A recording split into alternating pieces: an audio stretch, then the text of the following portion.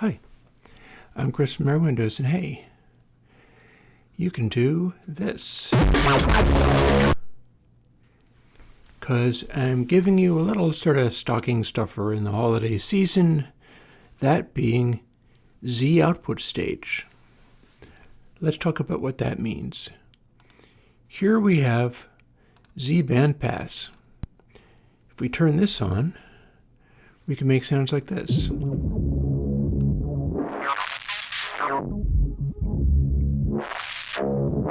You'll notice I have poles turned up all the way. And this is a modeling of what existed in a particular EMU sampler. I did everything that I could to make it work like the real thing. So we've got that in the box, and you can have this. But what if we wanted to switch over to, say, biquad plus and turn up the Q a little bit?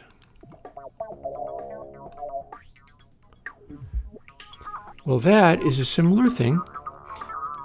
Biquad plus is the biquad filter where the constants of the biquad are smoothed like the original Z filters. But it's not distorting, is it?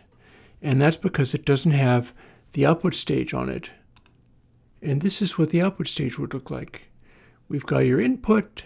The input distorts and drives. And we've got the output. So we can go from, say, this original Z bandpass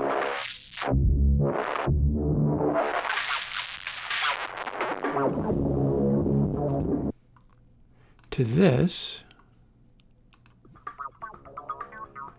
to this.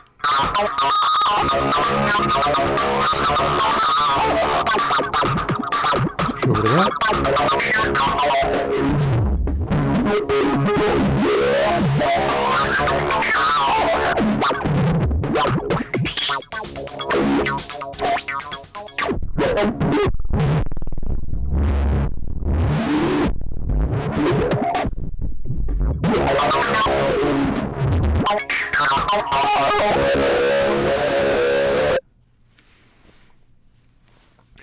There you have it. So that what is making Z output stage work is this. I took the output stage out of the Z filters. That is a separate and distinct distortion stage with its own built-in aliasing control filtering. But it's not just any aliasing control filtering. It's carefully designed to have a steeper filter than you'd normally get from just using correct ultrasonic filtering or whatever. This is not the normal kind that you'd have.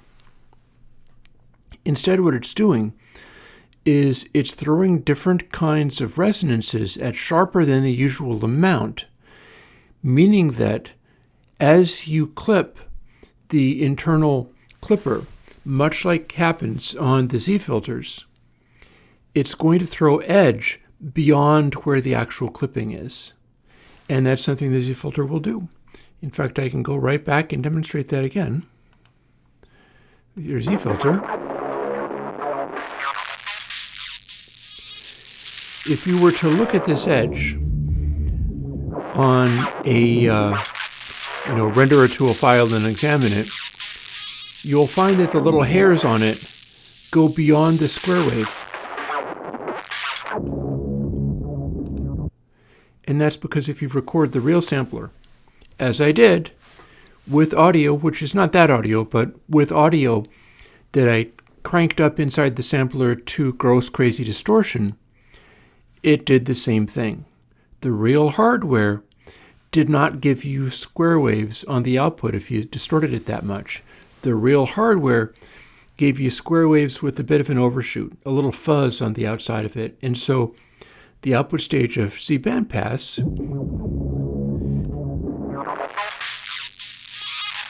is designed to replicate that effect. Well,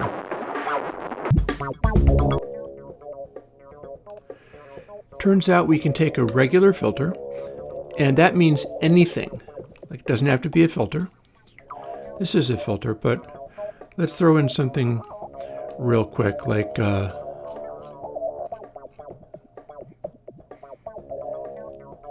Didn't I have a exciter? I was asked for this.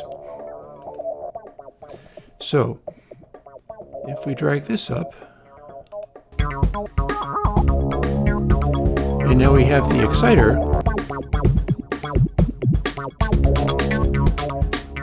and we're using this to go crazy.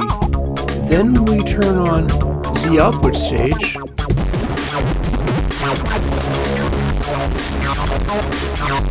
Let's turn on the bipod too.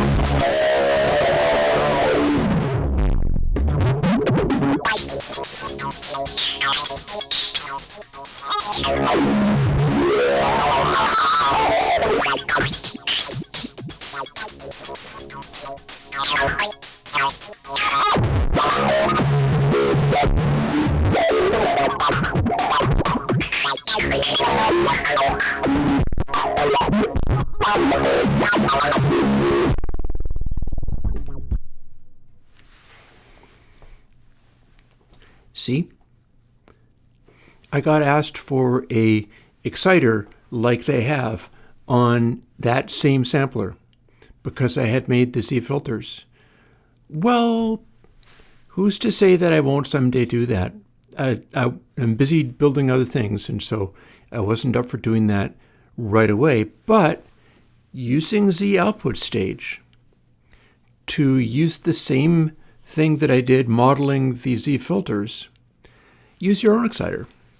Do whatever you want. We've got the you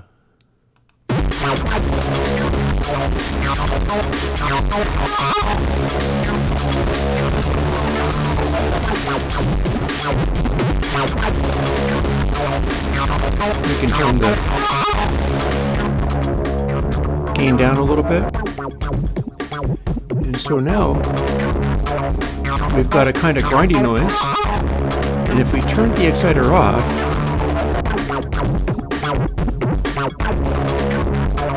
and we turn it on again after having turned it up too much,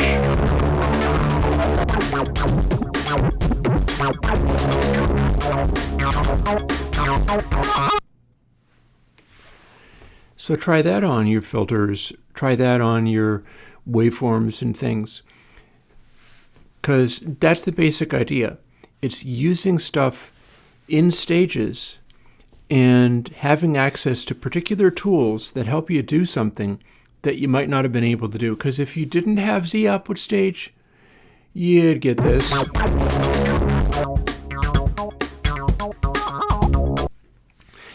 And that's a bright, edgy sound.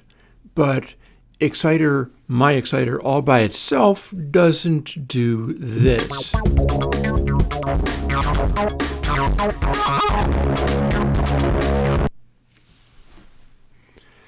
Hopefully that will come in handy.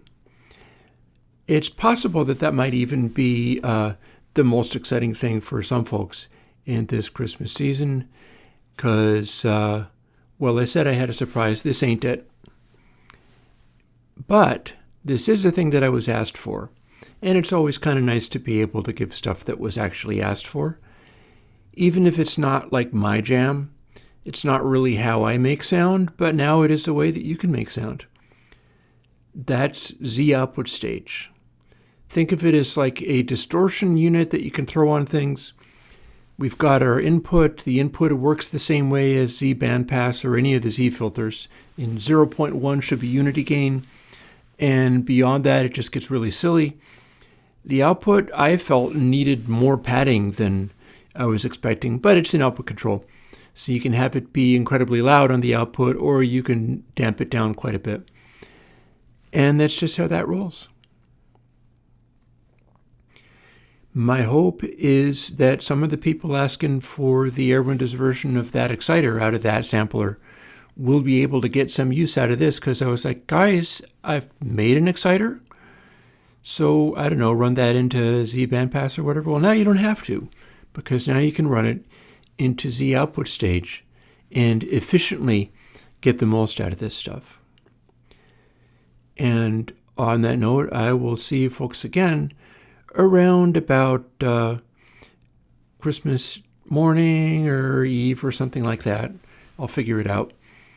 I've been doing a bunch of live streaming, and I'll continue to do that. It's essentially been a bunch of Minecraft playing. That holiday seasons are always kind of tough for me to confess, but they'll soon be over. Anybody else who's having challenges around that, maybe because their upbringing or youth brought about difficult times at such times, yeah, I'll get through the holiday seasons just fine, and so will you, and maybe I'll join up with some of you folks Tuesday and Thursday live streams, and I'll see you later. Bye-bye.